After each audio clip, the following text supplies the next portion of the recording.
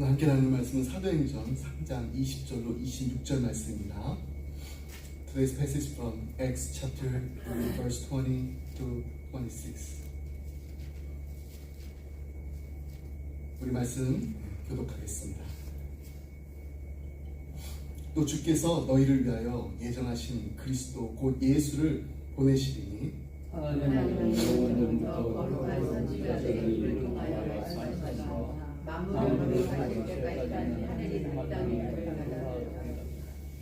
모세가 말하되 주 하나님이 너희를 위하여 너희 형제 가운데서 나 같은 선지자 하나를 세울 것이니 너희가 무엇이든지 그의 모든 말을 들을 것이라. 우리들이 그리스도의 말을 듣지 아니하는 백성 중에서 저희만 멸망하라 하셨고 또한 사무엘 때부터 이어 말한 모든 선지자도 이때를 가리켜 말하였느니라. 너희는 선지자들에서 하나님이 너희 형상과 너를 세우신 언약을 아브라함에게 땅의 모든 족속이 너희 씨로 말미암아 복을 받으리라 하셨으니. 함께 있습니다. 하나님이 그 종을 세워 복 주시려고 너에게 먼저 보내사 너희로 하여금 돌이켜 각각 그 악함을 버리게 하셨느니라. 아멘. 여러분, 우리 살아오면서 단 한마디 말 때문에 인생이 바뀐 경험을 해보신 적이 있으시죠? 어떤 분들은 이제 아버님이 또 어머님이 그 임종자리에서 남긴 그 한마디가 평생 가슴에 남았다고 합니다. 또 어떤 분들은요, 아무도 알아주지 않던 그 시절에 선생님이, 스승님이 건네준 그 한마디가 다시 일어서게 하는 힘이 되었다고 해요. 이처럼 말 한마디가 사람의 마음을 녹이기도 하고 또 사람의 발걸음을 돌려 세우기도 합니다. 오늘 우리가 펼쳐진 사도행전 3장 22절 말씀은 바로 그런 말씀입니다. 베드로가 솔로몬의 행각에서 수천 명의 그 군중을 향해 외친 이 말씀은 그냥 단순한 설교의 한 구절이 아닙니다. 성전 미문 앞에 앉아서 이렇게 구걸하던 그 태어날 때부터 걷지 못했던 사람이 나세라 예수 이름으로 일어나 걸어라 그랬더니 정말로 벌떡 일어난 그 사건이 있었습니다. 그 기적을 목격한 수천 명의 사람들이 놀라움과 황홀경에 가득 찬 채 베드로와 요한을 에워쌌습니다. 그 뜨거운 현장에서 베드로가 외친 말씀이 바로 오늘 본문이에요. 모세가 말하되 주 하나님이 너희를 위하여 너희 형제 가운데서 나 같은 선지자 하나를 세울 것이니 너희가 무엇이든지 그의 모든 말을 들을 것이라. 아멘. 베드로는 이 땅에 오신 예수 그리스도가 수백 년 전 모세가 예언한 바로 그 선지자임을 선언하고 있는 것입니다. 근데 여러분, 솔직하게 제가 한번 여쭤볼게요. 우리는 예수님을 나의 구세주이십니다. 나의 주님이십니다. 나의 왕이십니다. 예수님은 하나님의 아들이십니다. 이렇게 고백을 해요. 그런데 예수님은 선지자이십니다. 이렇게 고백해 보신 적 있으신가요? 아마 그런 고백을 했던 그 기억이 쉽게 떠오르지는 않을 겁니다. 그래서 오늘 우리 소일문답 23문과 24문을 통해서 이 선지자이신 그리스도가 누구신지를 우리 함께 살펴보고자 합니다. 그리고 이 말씀이 우리의 삶에 어떤 울림을 주는지 우리 함께 귀 기울여 보도록 하겠습니다. 첫 번째, 선지자 그리스도는 누구십니까? 소리문답 23문은 먼저 이렇게 묻습니다. 그리스도께서 우리의 구속자로 무슨 직분을 행하시는가? 우리 그 답을 함께 읽을까요? 그리스도께서 우리의 구속자로 선지자와 제사장과 왕의 직분을 행하시되 낮아지고 높아지신 두 상태에서 행하신다. 그렇습니다. 그리스도는 삼중직을 가지신 구속자이십니다. 그 삼중직이 뭔가요? 선지자, 제사장, 그리고 왕. 이 세 가지 직분을 신학에서는 삼중직이라고 합니다. 그렇다면 왜 이 세 가지 직분이 있어야 하나요? 여러분, 이것은 결코 우연이 아닙니다. 인간이 죄로 말미암아 정확히 이 세 가지 비참한 상태에 빠졌기 때문입니다. 첫째, 하나님을 알지 못하는 무지. 둘째는요, 하나님 앞에 죄의 빛을 진 죄책입니다. 그리고 셋째는 죄의 지배 아래서 스스로 벗어날 수 없는 무능력입니다. 하나님께서는 이 세 가지 비참함을 하나도 빠짐없이 정확히 채워주시기 위해서 그리스도를 보내셨습니다. 선지자로 오셨어요. 선지자로 오셔서 무지한 우리에게 진리를 가르치셨습니다. 제사장으로 오셨습니다. 제사장으로 오셔서 죄책 아래 있는 우리의 죄를 대속해 주셨습니다. 왕으로 오셨습니다. 왕으로 오셔서 죄의 지배 아래 놓여 있었던 우리를 다스리신 것입니다. 여러분, 이것이 얼마나 세심한 하나님의 계획인지 모릅니다. 인간의 병이 정확히 세 가지였어요. 그런데 이에 대한 처방도 정확히 세 가지입니다. 하나님께서는 우리의 필요를 하나도 빠뜨리지 않으신 것입니다. 근데 소요리 문답을 보면은 여기에 한 가지 더 진리를 가르쳐주고 있습니다. 그리스도께서는 이 삼중 직분을 낮아지시고 높아지시는 그 두 상태에서 행하신다는 것입니다. 낮아지신 상태는 무엇인가요? 낮아진 상태는 성육신하시고 고난받으시고 십자가에 죽으시고 장사되신 것입니다. 그 다음 높아지신 상태는 무엇인가요? 죽음에서 부활하시고 하늘로 승천하셔서 지금 하나님 우편에 앉아 계신 것입니다. 근데 여러분, 이것이 왜 이렇게 중요한가요? 그리스도의 삼중 직분이 이 땅에 계시던, 예수님께서 이 땅에 계시던 그 33년으로 끝난 것이 아니라는 말이기 때문입니다. 지금 이 순간에도 부활 승천하신 그리스도께서 여전히 선지자로서, 제사장으로서, 그리고 왕으로서 우리를 위해 일하고 계신다는 말입니다. 살아계신 후속자라는 것입니다. 지금 이 시간에도 역사하시는 그리스도이십니다.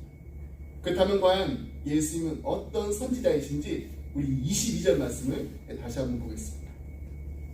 모세가 말하되 주 하나님이 너희를 위하여 너희 형제 가운데서 나 같은 선지자 하나를 세울 것이니 너희가 무엇이든지 그의 모든 말을 들을 것이라. 베드로가 인용한 이 말씀은요, 신명기 18장 15절입니다. 신명기 18장 15절 말씀 드리겠습니다. 내 하나님 여호와께서 너희 가운데 너희 형제 중에서 너를 위하여 나와 같은 선지자 하나를 일으키시리니 너희는 그의 말을 들을지어다. 이것은 모세가 죽기 전에 이스라엘 백성들에게 남긴 말씀입니다. 모세는 자신이 죽고 나서 그 뒤에도 하나님께서 나와 같은 선지자를 보내실 것이라고 예언했습니다. 그렇다면 모세와 그리스도 사이에 어떤 공통점이 있기에 나와 같은 선지자라고 했을까요? 첫째, 모세와 그리스도는요, 태어나자마자 죽임을 당할 위기에 처했습니다. 모세는 어땠나요? 모세는 태어나자마자 바로의 명령으로 나일강에 버려질 뻔했습니다. 그리스도 역시 태어나자마자 헤롯의 칼을 피해서 이집트로 피신해야 했습니다. 둘째, 모세는 이스라엘 백성을 애굽에서 이끌어냈습니다. 그리스도께서 자기의 백성을 죄와 죽음에서 이끌어내십니다. 모세가 한 일은요, 그리스도가 하실 일의 예표였습니다. 셋째, 모세는 하나님과 이스라엘 백성 사이의 중보자였어요. 출애굽기 33장 11절 말씀입니다.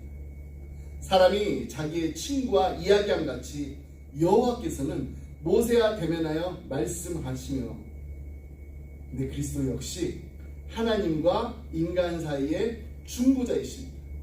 인간을 대신해 하나님을 대면하시고 하나님을 대신해 인간을 대면하시고. 그러나 여기서 분명히 해야 할 것이 하나 또 있어요.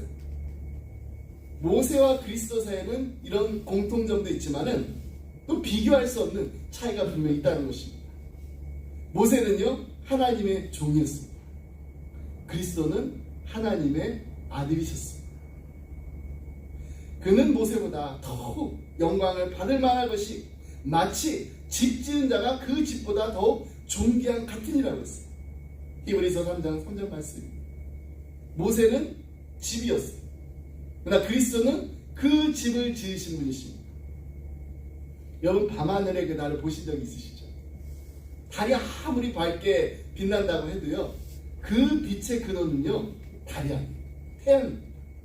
달은 스스로 빛을 내지 못합니다. 태양빛을 받아서 반사할 뿐입니다. 구약의 모든 선지자들이 아무리 빛난다고 해도요, 그 빛의 근원은 그리스도십니다. 모세도, 엘리야도, 이사야도 모두 그리스도께서 바라시는 그 빛을 반사했을 뿐입니다. 그리스도만이 의의 태양이십니다. 자, 그렇다면은 우리 선지자 그리스도는 무엇을 계시하고 계십니까? 소리문답 24문은 아주 우리에게 핵심 질문을 하나 던지고 있습니다. 그리스도께서 어떻게 선지자의 직분을 행하시는가? 우리 그 답도 함께 읽겠습니다. 그리스도께서 선지자의 직분을 행하시는 것은 우리를 구원하고자 하시는 하나님의 뜻을 그의 말씀과 성령에게 우리에게 계시하는 것이다. 그렇습니다. 선지자 그리스도께서 계시하는 것은 우리를 구원하고자 하시는 하나님의 뜻입니다. 이것이 핵심입니다. 그리스도는 그냥 단순한 도덕 교사가 아닙니다. 착하게 살아야 됩니다. 이웃을 사랑해야 됩니다. 이런 윤리적 가르침만을 전하러 오신 분이 아닙니다. 그리스도께서 선지자로서 계시하신 것은 훨씬 더 깊고 훨씬 더 근본적인 것입니다. 그것은 바로 죄로 인해서 망가진 우리 인간을 구원하고자 하시는 하나님의 뜻입니다. 그리스도는 인간이 얼마나 심각한 죄인지를 가르쳐 주셨습니다. 우리는 스스로를 그렇게 나쁜 사람이라고 생각해야 되는데 그렇게 하지 않는 경향이 있습니다. 그러나 그리스도는 산상수훈에서 분명히 우리에게 말씀하십니다. 분노하는 거 살인이다. 음욕도 간음이다. 예수님께서 그렇게 선포하셨어요. 외적인 어떤 행동만이 아니라 우리의 마음속 깊은 곳까지 하나님의 기준으로 보면은 우리 모두가 다 죄인이라는 것을 드러내셨습니다. 그리스도는 그 죄에서 벗어나는 유일한 길을 우리에게 제시해 주셨어요. 그건 바로 예수님 자신. 요한복음 14장 6절 말씀. 내가 곧 길이요 진리요 생명이니 나로 말미암지 않고는 아버지께로 올 자가 없느니라. 아멘. 다른 선지자들은요, 이렇게 가는 것이 하나님께로 가는 길입니다. 그렇게 가르쳐 줬어요. 그러나 그리스도께서는 내가 바로 그 길이라고, 예수님 자신이 그 길이 되셨습니다. 이것이 그리스도가 모든 선지자들과 근본적으로 다른 이유입니다. 그리스도는 믿음으로 그분과 연합해야 한다는 것을 우리에게 가르쳐 주셨습니다. 요한일서 5장 12절 말씀. 아들이 있는 자에게는 생명이 있고 하나님의 아들이 없는 자에게는 생명이 없느니라. 아무리 훌륭한 선생에게 배움을 받았다고 해도요, 그 선생과 하나 되지 않고는, 연합하지 않고서는 그 선생이 가진 생명을 받을 수가 없습니다. 그리스도의 가르침도요, 우리 주님과 연합하지 않으면 아무런 유익이 되지 않습니다. 믿음으로 우리 주님과 하나 될 때 비로소 구원의 모든 은택이 우리의 것이 되는 것입니다. 여러분, 이런 이야기가 있습니다. 2차 세계대전 당시에 이 독일군의 그 포위망 속에서 살아남은 한 소대의 이야기예요. 스위스 알프스 어디엔가 거기에서 이 눈보라를 만난 이 소대가 완전히 길을 잃어버리게 됐습니다. 영하의 날씨 속에서 사흘이 지났어요. 근데 그때 한 병사가 군복 이 안주머니에서 구겨진 지도 한 장을 꺼냈습니다. 소대원들은 그 지도를 보면서 아, 일로 가야지. 그래서 방향을 잡고 마침내 살아서 아군 진영으로 돌아왔다고 해요. 근데 나중에 알고 보니까 그 지도가 알프스 지도가 아니라 피레네 산맥 지도였다고 해요. 완전히 엉뚱한 지도를 꺼내서 본 거예요. 여러분, 이런 이야기를 들으면서 어떤 생각이 드시나요? 그들은요, 지도를 믿었기 때문에 살아난 것이 아닙니다. 지도에 그려진 그 방향으로 끝까지 걸어갔기 때문에 살아난 거예요. 근데 여러분, 이거 한번 뒤집어서 생각해 보세요.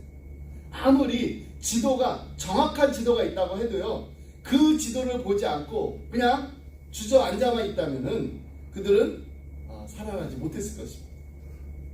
선지자이신 그리스도가 계시하신 하나님의 뜻도 마찬가지입니다. 하나님의 말씀, 하나님의 진리의 말씀이 우리의 손에 들려 있습니다. 이건 틀린 말씀이 아니에요. 진리의 말씀입니다. 근데 그 말씀을 읽지 않고 그 말씀에 순종하지 않는다면 아무 소용이 없게 되는 것입니다. 선지자 그리스도께서 계시하신 구원의 진리는 그냥 알기만 하면 그냥 끝나는 것이 아닙니다. 그 진리를 붙들고 그 진리대로 걸어가는 것, 이게 바로 살아있는 믿음입니다. 선지자 그리스도는 그렇다면 우리에게 어떻게 가르치셨나요? 세 번째 질문. 소리문답은 그리스도께서 선지자의 직분을 행하신 방법을 두 가지로 가르쳤습니다. 그의 말씀 그리고 성령입니다. 여러분, 이 두 가지는 절대 뗄 수 없습니다. 분리할 수가 없습니다. 먼저 말씀을 가르치십니다. 그리스도는 이 땅에 계실 때 친히 말씀을 선포하셨습니다. 그분의 말씀을 들은 사람들이 어떻게 반응했나요? 요한복음 7장 46절 말씀입니다. 그 사람이 말하는 것처럼 말하는 사람은 이때까지 없었나이다. 근데 여러분, 누가 이 말을 했는지 아세요? 바로 성전 경비원들이 예수님을 잡으러 갔는데 예수님의 말씀을 듣고서 차마 손을 대지 못하고 빈손으로 돌아와서 했던 말이 바로 이 말입니다. 그렇습니다.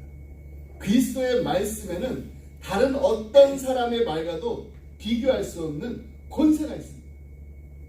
근데 그리스도의 말씀을 통한 이 가르침은요, 그분이 이 땅을 떠나신 후에도 끝나지 않았다라는 거예요. 그리스도는 승천하시기 전에 사도들에게 이렇게 말씀하셨습니다. 요한복음 16장 13절 말씀입니다. 그러나 진리의 성령이 오시면 그가 너희를 모든 진리 가운데로 인도하시리니. 그리스도는 성령을 보내셔서 사도들이 자신의 그 가르침을 빠짐없이 기록하게 하셨습니다. 오늘 우리가 이렇게 손에 들고 있는 이 성경, 이것이 바로 선지자이신 그리스도의 말씀입니다. 성경을 읽는 거 그냥 단순히 책을 읽는 것이 아닙니다. 선지자이신 그리스도의 말씀을 직접 듣는 것입니다. 근데 여러분, 말씀만으로 충분하지 않아요. 말씀만으로 충분하지 않다? 이 말이 좀 이상하게 들릴 수도 있습니다. 근데 여러분, 한번 생각해 보세요. 그리스도께서 이 땅에 계실 때 직접 말씀을 선포하셨잖아요. 많은 사람이 그 말씀을 들었습니다. 근데 그 말씀을 직접 귀로 들었던 사람들 가운데 얼마나 많은 사람들이 예수님을 믿었나요? 얼마나 많은 사람들이 예수 믿지 않았나요? 심지어 예수님을 십자가에 못 박은 사람들조차도 예수의 말씀을 분명히 들었던 사람들이었습니다. 말씀이 없었던 것이 아니었어요. 말씀이 분명히 있었습니다. 그러나 그 말씀이 그들의 마음까지 내려오지 못했습니다. 고린도전서 2장 14절 말씀입니다. 육에 속한 사람은 하나님의 성령의 일들을 받지 아니하나니 이는 그것들이 그에게는 어리석게 보이니요. 그래서 그리스도는 말씀만으로 가르치지 않으십니다. 반드시 성령을 함께 보내십니다. 우리 사순절 보내면서 매주 토요일마다 예수님 만난 사람들의 주제로 말씀을 나눴습니다. 어제는 뜻밖의 만남, 엠마오로 내려가던 두 제자의 이야기를 함께 나눴어요. 그들 예수님의 십자가 죽음을 목격한 뒤에 정말 낙심한 얼굴로 예루살렘을 등지고 걷고 있었습니다. 그때 부활하신 그리스도께서 그들 곁에 나타나셔서 말씀을 풀어주셨어요. 그 후에 이 두 제자가 서로 이렇게 고백합니다. 누가복음 24장 32절 말씀입니다. 그가 길에서 우리에게 말씀하시고 우리에게 성경을 풀어주실 때 우리 속에서 마음이 뜨겁지 아니하더냐. 마음이 뜨겁다. 이것이 바로 성령의 역사입니다. 말씀이 머리에서 가슴으로 내려오는 것, 이것이 바로 성령이 하시는 일입니다.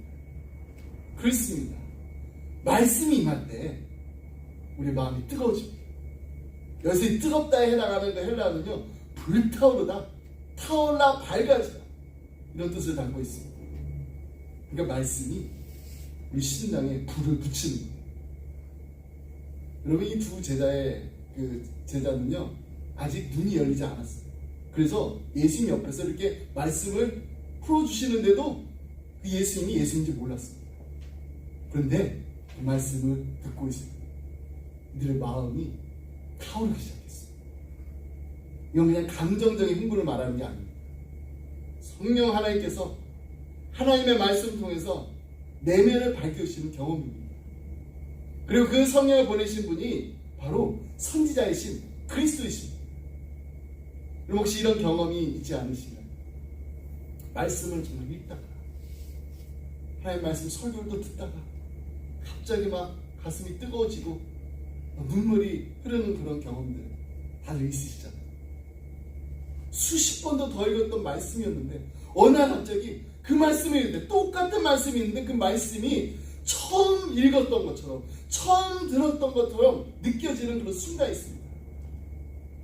아, 이 말씀이 지금 나에게 해주시는 하나님의 말씀이구나 깨달아지는 순간이 있습니다. 여러분, 이런 마음은요 그냥 단순한 감정적인 흥분이 있어 생기는 마음이 아닙니다. 살아계신 주님께서 말씀을 통해서 우리의 마음을 두드리시는 거예요. 그러므로 그 뜨거움을 절대로 무시하지 마시기 바랍니다. 여러분, 그 뜨거움을 따라가시기 바랍니다. 살아계신 하나님의 말씀이 마음 안에 임할 때 엠마오로 가던 두 제자처럼 마음이 뜨겁게 타오르는 말씀 충만한 기쁨의 성도들이 다 되시기를 간절히 소원합니다. 아멘. 자, 이제 우리 본문으로 다시 돌아갈게요. 22절 말씀. 계속 제가 22절 말씀 반복해서 읽고 있습니다. 모세가 말하되 주 하나님이 너희를 위하여 너희 형제 가운데서 나 같은 선지자 하나를 세울 것이니 너희가 무엇이든지 그의 모든 말을 들을 것이다. 무엇이든지 모든 말을 들을 것이다. 예외가 없다는 것입니다.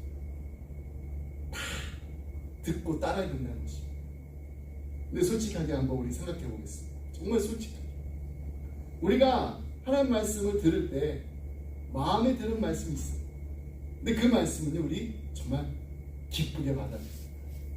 하나님이 우리를 사랑하십니다. 이 말씀 너무나 감사합니다.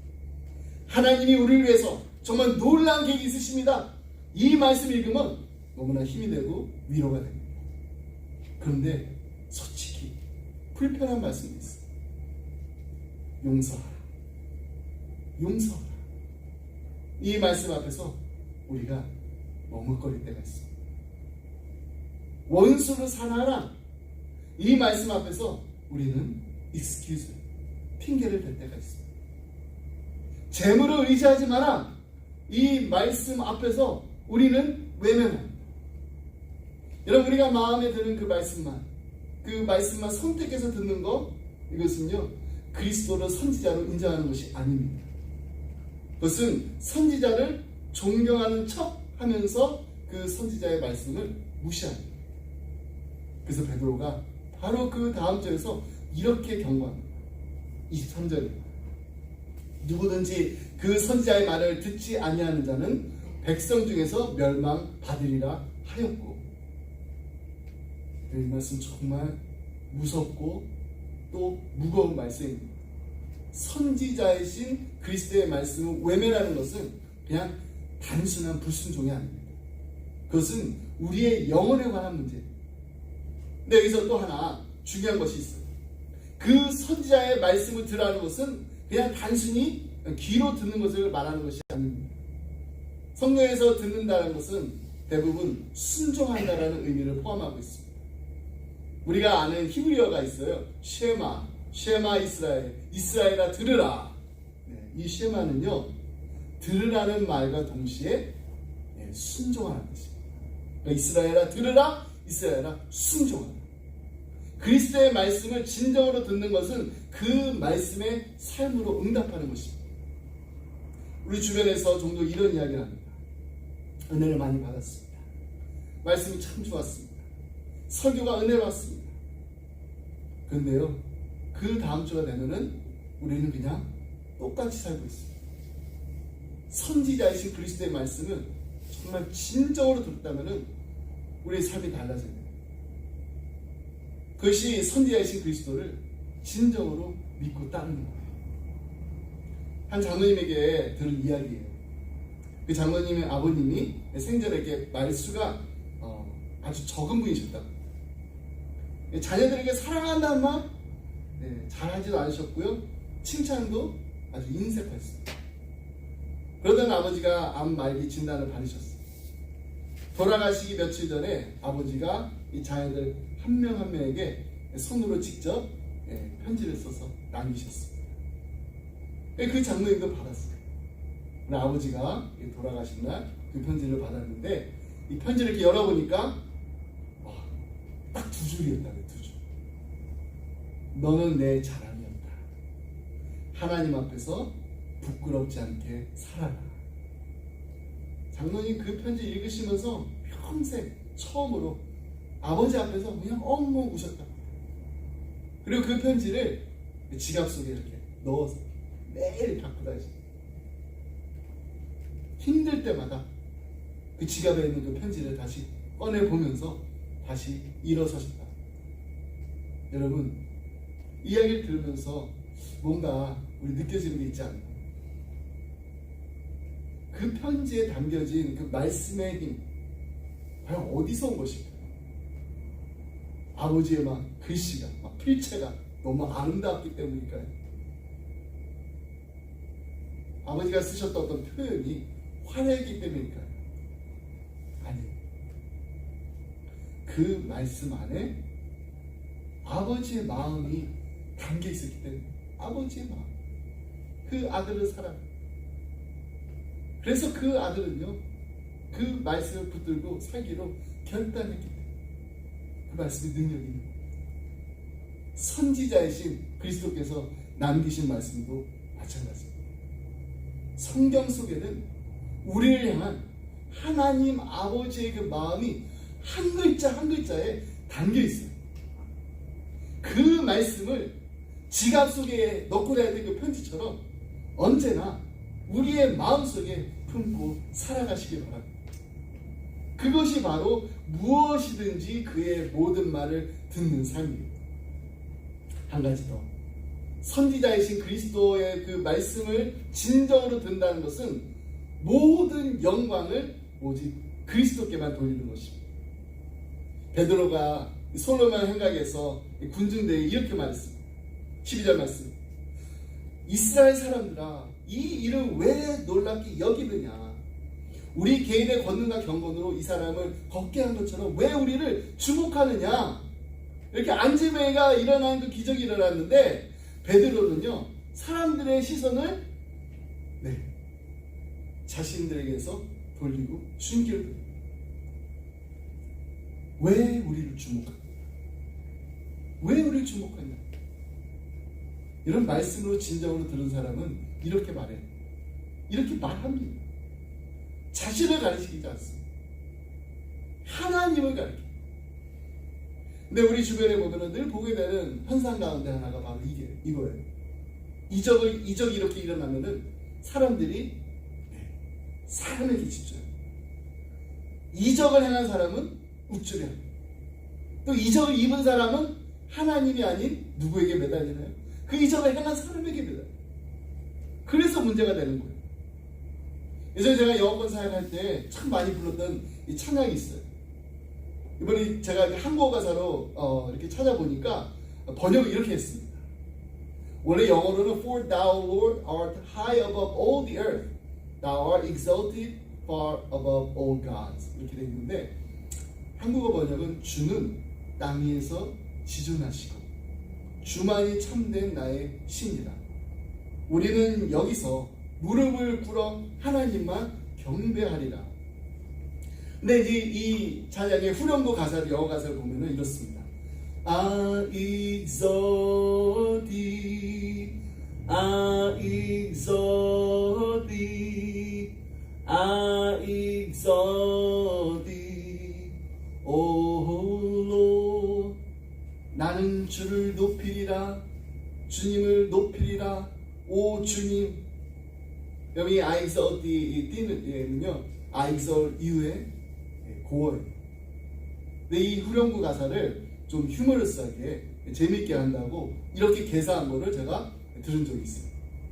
I exalt me, I exalt me, I exalt me. 오, 주님을 높인 게 아니라 나는 나를 높이리라, 나는 나를 높이리라. 여러분 그냥 웃음이 나오게 맞는 이야기지만요, 사실 이것이 우리의 부끄러운 속마음이 아닌가. 우리는 입으로는 I exalt thee, 주님을 높이리라 찬양을 하면서 우리 마음속으로는 어느새 나를 높이고 있을 때가 있습니다. 기적 하나 일으킨 것도 아니에요. 그런데도 교만에 빠질 때가 있습니다.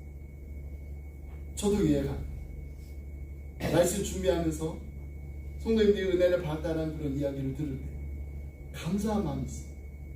근데 그 감사한 마음과 함께 저도 모르는 새 우쭐거리고 싶어하는 그 마음이 올라올 때가 있어요. 그때마다 저 이렇게 기도해요. 하나님, 제가 한 게 아닙니다. 다 하나님이 하셨습니다.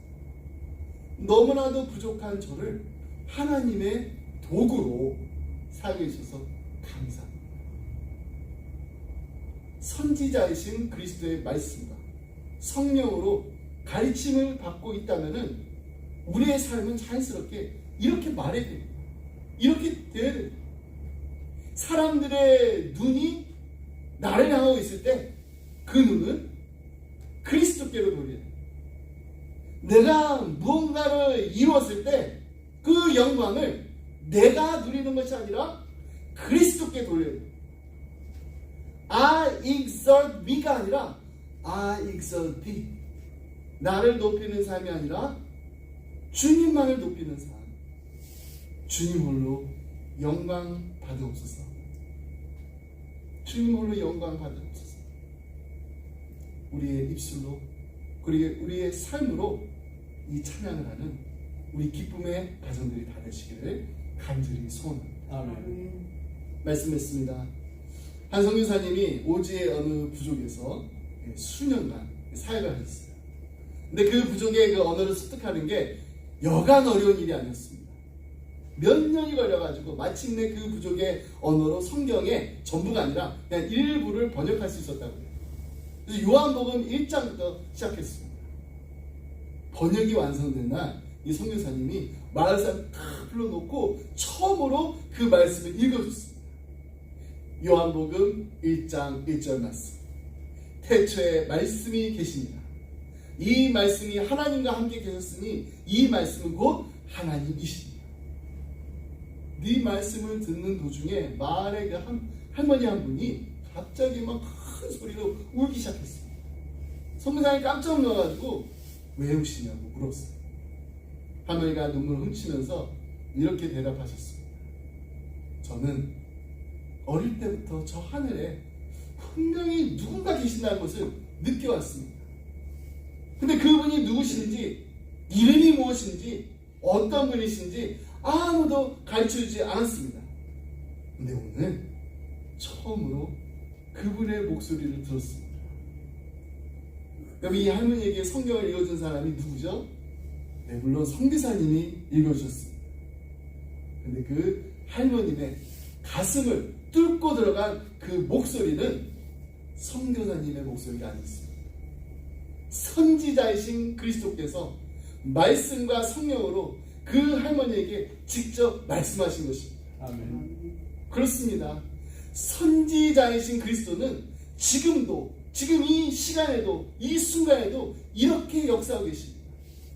아프리카의 오지에서도, 아시아의 산골에서도, 필리핀의 빈민촌에서도, 페루의 고산지에서도, 케냐의 초원에서도, 그리고 지금 우리가 앉아있는 이 자리에서, 어쩌면 오늘 이 예배 시간에 우리 가운데 그 할머니처럼 처음으로 그 목소리를 듣고 있을지도 모릅니다.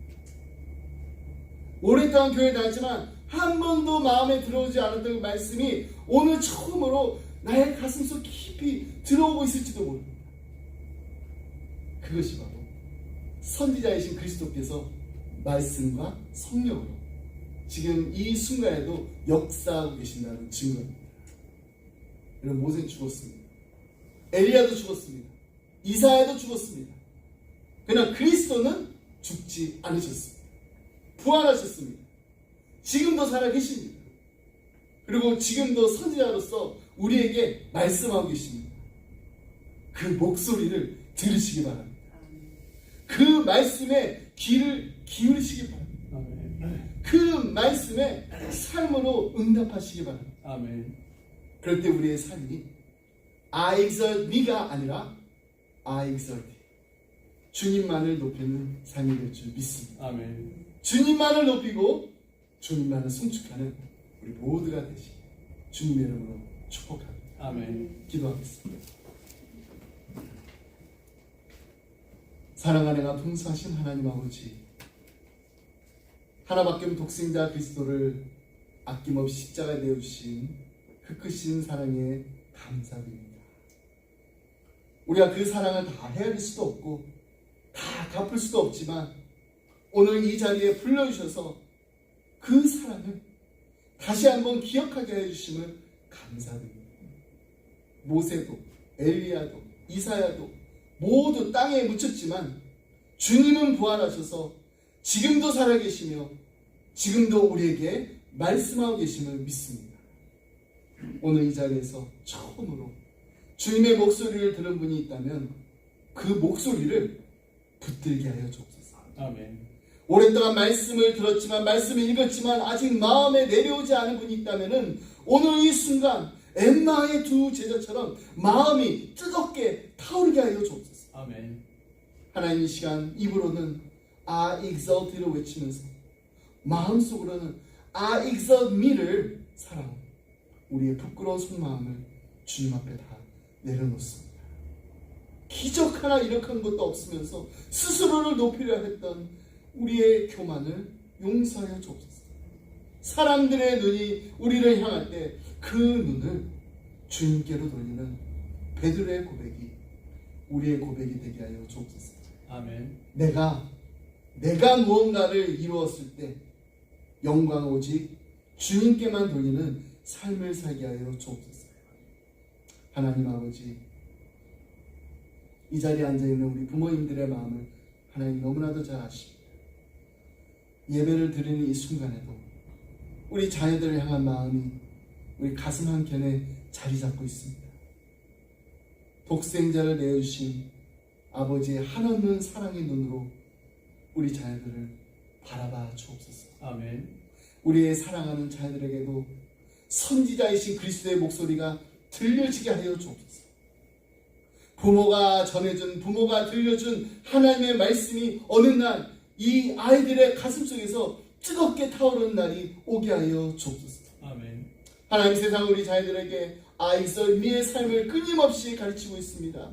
더 높이 올라가라고, 더 많이 가지라고, 내 자신을 높이라고 쉬지 않고 속삭이고 있습니다. 그러나 하나님, 우리의 자녀들이 세상이 외치는 그 목소리가 아니라 선지자이신 그리스도의 목소리를 듣게 하여 주옵소서. 주님만을 높이는 하나님 보시기에 아름다운 삶을 살게 하여 주옵소서. 아멘. 우리 자녀들이 힘들고 지칠 때마다 선지자이신 그리스도의 말씀이 그 가슴을 붙들어 주옵소서. 아멘. 그리고 그 말씀 붙들고 다시 일어나는 우리의 자녀들이 다 되게 하여 주옵소서. 아멘. 감사드리며 이 모든 말씀 우리를 먼저 찾아오셔서 친히 말씀해 주시는 예수 그리스도 이름으로 기도드립니다. 아멘. 아멘. 다 같이 일어나서 함께 주기도 하겠습니다.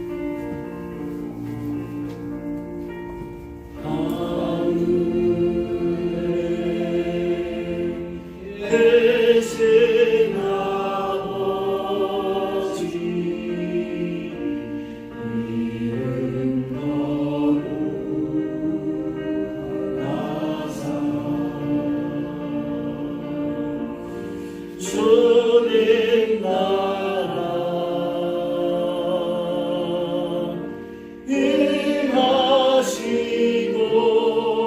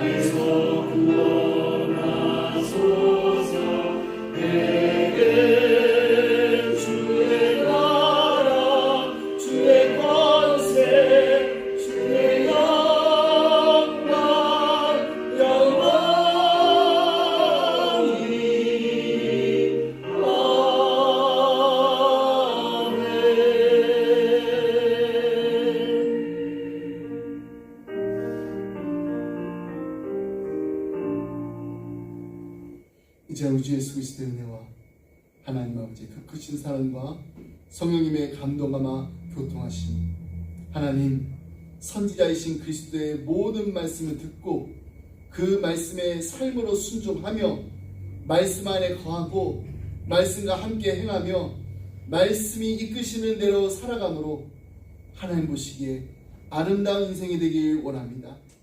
우리의 가정과 우리의 자녀와 우리 교회와 우리 일터와 삶의 모든 자리에서 주님 홀로 영광 받아 주옵소서. 간절한 마음을 기도하며 이 자리를 떠나는 사랑하는 성도님들과 가정과 생활 위에 우리 주님의 몸된 교회 위에 지금부터 영원토록 함께 하시길 간절히 축원하옵나이다. 아멘.